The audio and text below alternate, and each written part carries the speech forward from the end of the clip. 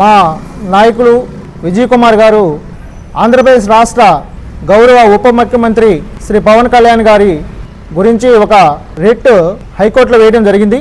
దానిలో భాగంగా ఫస్ట్ మా అధ్యక్షుల వారు ఈ భారత రాజ్యాంగం మీద ప్రమాణం చేసిన ప్రమాణాన్ని మర్చిపోయి భద్రతా సిబ్బందిని అంటే సెక్యూరిటీని అలాగే ప్రభుత్వ వాహనాలను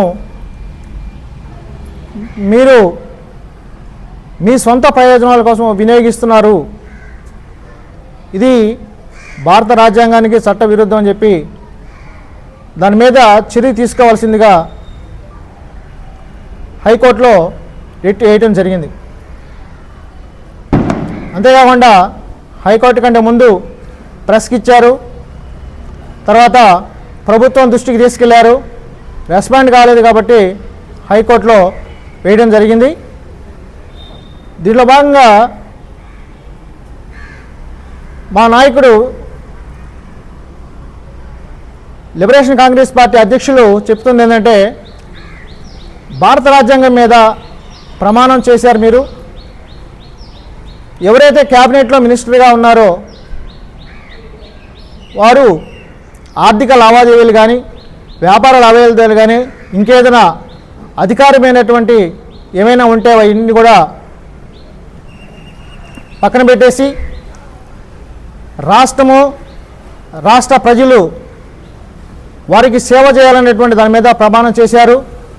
అది దేవుని సాక్షిగా అదేగా నిష్పక్షపాతంగా అలాగే అంతఃకరణ శుద్ధితోటి ప్రమాణం చేశారని చెప్పారు కాబట్టి దాన్ని ఉల్లంఘించారని చెప్పి సారు హైకోర్టులో రిట్ వేయడం జరిగింది.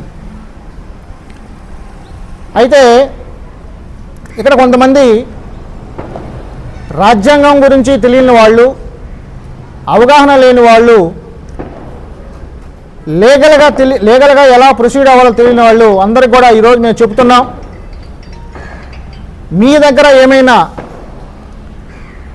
విజయ్ కుమార్ గారు హైకోర్టులో వేసినటువంటి ఏదైతే ఫైల్ మీద మీ దగ్గర ఏదైనా ఆధారాలు ఉంటే ఈ ఆధారాలని మీరు హైకోర్టులో పిటిషన్ వేయాలని చెప్పి తెలియజేస్తున్నాము. అంతేగాని వ్యక్తిగతంగా ఎవరు కూడా మన సోదరులు ఎవరు కూడా వ్యక్తిగతంగా విజయ్ కుమార్ గారిని విమర్శించడం అది రాజ్యాంగ విరుద్ధమే. ఎందుకంటే రాజ్యాంగం ఒక హక్కు ఇచ్చింది, ఎవరైతే ఉల్లంఘిస్తున్నారో వారిని దాని మీద మీరు ఖండించవచ్చు అని చెప్పి రాజ్యాంగం ఇచ్చిన హక్కుని ఈరోజు మా అధ్యక్షుల వారు హైకోర్టు వారి దృష్టికి తీసుకెళ్ళి తగు చర్యలు తీసుకోవాలని చెప్పడం జరిగింది. అయితే ఇక్కడ చాలామంది విజయ్ కుమార్ గారు చేసినటువంటి పని తప్పు అంటున్నారు. అలాగే ఈ మీడియా ఛానల్స్ ఏదైతే ఉన్నాయో శాటిలైట్ ఛానల్స్ కూడా ఈరోజు మాట్లాడడం చాలా హాస్యాస్పదంగా ఉంది. మిత్రులందరూ కూడా తెలియజేస్తున్నాము, ముందు భారత రాజ్యాంగము మనం ఎరిగి భారత రాజ్యాంగం ప్రకారము ఈరోజు నడుస్తున్నామా లేదా అనేది కూడా ఒక ఛానల్లో కూడా అందరూ కూడా తెలుసుకోవాల్సిన బాధ్యత ఉంది, అవసరం కూడా ఉంది. ఎందుకంటే ప్రజల చేత ఎన్నుకోబడినటువంటి గౌరవ డిప్యూటీ సీఎం గారిని ఎవరు కూడా వ్యక్తిగతంగా ఎప్పుడు కూడా ఎక్కడ కూడా విమర్శించకూడదు. కానీ అధికార దుర్వినియోగానికి పాల్పడుతున్నారని మా లిబరేషన్ కాంగ్రెస్ పార్టీ వ్యవస్థాపక అధ్యక్షులు మానేశ్రీ విజయ్ కుమార్ గారు వేసినటువంటి పిటిషన్ మీ దగ్గర లీగల్గా ఏమన్నా ఉంటే దాని మీద మీరు కూడా హైకోర్టులో వేసి దాని మీద మీరు విచారణ చేయించాల్సిందిగా నేను తెలియజేస్తున్నాను. అంతేకాకుండా వ్యక్తిగత దోషణలు, వ్యక్తిగతమైనటువంటి మాటలు చాలా మాట్లాడుతున్నారు. ఇవి ఎంతవరకు మీకు తెలిసి మాట్లాడుతున్నారో తెలియక మాట్లాడుతున్నారో నాకే తెలియదు. కానీ విజయ్ కుమార్ గారు ఒక అత్యున్నతమైనటువంటి ఒక ఆఫీసర్. ఈరోజు ఏ చట్టమైనా సరే ప్రభుత్వాలు చేస్తే అమలు చేసే బాధ్యత ఆ ప్రభుత్వంలో ఉన్నటువంటి అధికారులది. ఆ అధికారం మీదే 5 సంవత్సరాల నుంచి అలాగే 36 సంవత్సరాలు ఆయన సర్వీసులో ఆయన ఇంప్లిమెంటేషన్ చేసినటువంటి పథకాలన్నీ కూడా అమల్లోకి రావడానికి వాళ్ళు అధికారిగా వాళ్ళు వర్క్ చేశారే తప్ప ఇన్ని సంవత్సరాల నుంచి ఏం చేశారంటే ఆయన ప్రభుత్వానికి లోబడి పనిచేశారు. ఇవాళ రాజకీయాల్లోకి వచ్చారు. రాజకీయంగా వచ్చిన తర్వాత రాజకీయంలో అధికారంలో ఉన్న పార్టీలు చేస్తున్నటువంటి తప్పులను ఈరోజు ప్రశ్నించడానికి వచ్చారు. అసలు విజయ్ కుమార్ గారు ఎందుకు పెట్టారనుకున్నారు పార్టీ? ఆయన ఎందుకు పెట్టారంటే 75 సంవత్సరాల భారత స్వతంత్రంలో ఇప్పటి వరకు కూడా పరిపాలించినటువంటి పరిపాలకులే పరిపాలిస్తూ ఉన్నారు. పాలన మారినా పరిపాలకులు మారినా ప్రభుత్వాలు ఎక్కడ వేసిన దొంగలు అక్కడే ఉన్నాయి. అణచివేతకు గురి అవుతున్నటువంటి ప్రజలను అధికారం అలాగే ఆర్థిక దోపిడీతో ఉన్నటువంటి కూడినటువంటి పరిస్థితుల్లో ఎవరైతే ఎస్సీ ఎస్టీ బీసీ మైనారిటీ అగ్రకులాల్లో ఉన్న పేదలను అధిక సంఖ్యాకులైనటువంటి ఈ పేదలందరినీ కూడా వాళ్ళు అధికారాన్ని వినియోగించుకోవడం కోసం ఈ యొక్క రాజకీయ పార్టీ పెట్టి ఈ రాజకీయ పార్టీ దాని ప్రకారం ఈరోజు ఈ అణగారినటువంటి వర్గాలు ఏవైతే ఉన్నాయో వీళ్ళందరినీ కూడా అధిక సంఖ్యాకులైనటువంటి పేదలందరినీ కూడా రాజ్యాధికారం వైపు తీసుకెళ్ళడానికి ఈరోజు విజయ్ కుమార్ గారు పెట్టినటువంటి పార్టీ. ఈ పార్టీ భారత రాజ్యాంగం ఇచ్చినటువంటి హక్కుని ఉల్లంఘించకుండా భారత రాజ్యాంగంలో ఉన్నటువంటి ప్రతి ఆర్టికల్ దాన్ని చదివి క్షుణ్ణంగా ముందుకెళ్తున్నటువంటి పార్టీ. అలాంటి పార్టీ ఈరోజు ప్రశ్నించడానికి ముందొచ్చింది. ఈరోజు ఉన్నటువంటి పార్టీల్లో ఈరోజు మూడో స్థానంలో ఉండి ప్రజలను చైతన్యవంతులు చేసి వారిని రాజులుగా అధికారులుగా అధినేతలుగా చట్టసభల్లోకి పంపించడానికి తయారు చేసినటువంటి పార్టీ. ఇది వ్యక్తిగతంగా డిప్యూటీ ముఖ్యమంత్రి గారిని వ్యక్తిగతంగా విమర్శించడం కాదండి. ఇది భారత రాజ్యాంగానికి లోబడి చేసినటువంటి వ్యాఖ్యలు కనుక ఈ వ్యాఖ్యలను అందరూ కూడా గమనించాలి. భారత రాజ్యాంగం ప్రకారం ఇచ్చినటువంటి హక్కుని ఈరోజు గౌరవ విజయ్ కుమార్ గారు వేసినటువంటి రిట్ అంటేది. దాని మీద వ్యక్తిగతమైన విమర్శలు చేయడం తగదు.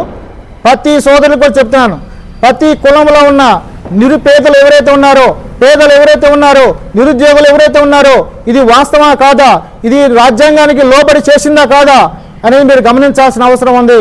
ఈరోజు వారందరికీ కూడా తెలియజేస్తూ ఉన్నాం. ఇది విజయ్ కుమార్ గారు వ్యక్తిగతంగా చేశారని లేనిపోయినటువంటి మాటలు ఎవరు కూడా మాట్లాడటం అది కరెక్ట్ కాదు. దాన్ని మేము లిబరేషన్ కాంగ్రెస్ పార్టీ తరపున తీవ్రంగా ఖండిస్తూ ఉన్నాం. కనుక ఈ విషయాన్ని మీరు గమనించాల్సిందిగా కోరుతూ ఉన్నాం. లిబరేషన్ పార్టీ ఒక యాక్టివ్ మెంబర్లుగా ఈరోజు ఇక్కడ చేరి ఉన్నాం. అయితే ఈరోజు మా లిబరేషన్ పార్టీ నాయకుడు దళాధిపతి శ్రీ విజయ్ కుమార్ గారు వేసినటువంటి కోర్టుకి అది తప్పుగా సారు అది చేసినటువంటి ఒక నేరం ఏందో మాకైతే తెలియట్లేదు. కానీ ఈయన దాదాపుగా కొన్ని 36 సంవత్సరాలు కలెక్టర్గా చేసి అందరికీ ప్రతి ఒక్క కులానికి ప్రతి ఒక్క ఇబ్బంది పడేటువంటి వాళ్ళందరికీ న్యాయం చేసి వచ్చినటువంటి వ్యక్తి, అందరూ ఒక ఇబ్బందులు కనిపెట్టి వచ్చినటువంటి వ్యక్తి. అట్లాంటి ఆయన మీద ఈరోజు ఈ యొక్క పార్టీ వాళ్ళు కోర్టులో వేయటం తప్పు అని అనటం అది మేము ఖండిస్తున్నాం. ఎందుకంటే ఇప్పుడు జరుగుతున్నటువంటిది ఏదైతే చూస్తున్నామో మనం అందరం చూస్తున్నాం. అవసరమైనటువంటి దానికైతే ఉపయోగపెట్టట్లేదు, అవసరం లేని దానికైతే ఉపయోగపెడుతున్నారు. అట్లాంటి దాని మీద చేయకూడదనేటువంటి హైకోర్టులో వేయటం తప్పనని నేనైతే అనుకోవట్లేదు. ఆ సార్ కూడా రాజ్యాంగపరంగా అది తప్పు అని చెప్పి కోర్టులో వేయటం అనేటువంటిది న్యాయమే అని చెప్పి మేము అంటున్నాం.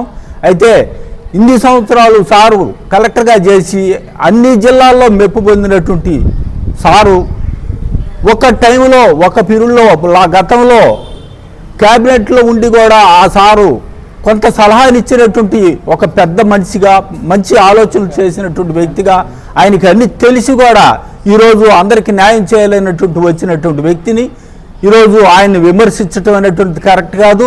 ఎందుకంటే ఆయన ఐఏఎస్ చదివి 36 సంవత్సరాలు కలెక్టర్గా చేసి అన్ని కులాలకి మెప్పు పొందినటువంటి వ్యక్తి ఈరోజు ఈ తక్కువ చదువుకొని పదవిలోకి వచ్చి ఈయన విమర్శించడం కరెక్ట్ కాదని చెప్పి మేము ఖండిస్తున్నాం.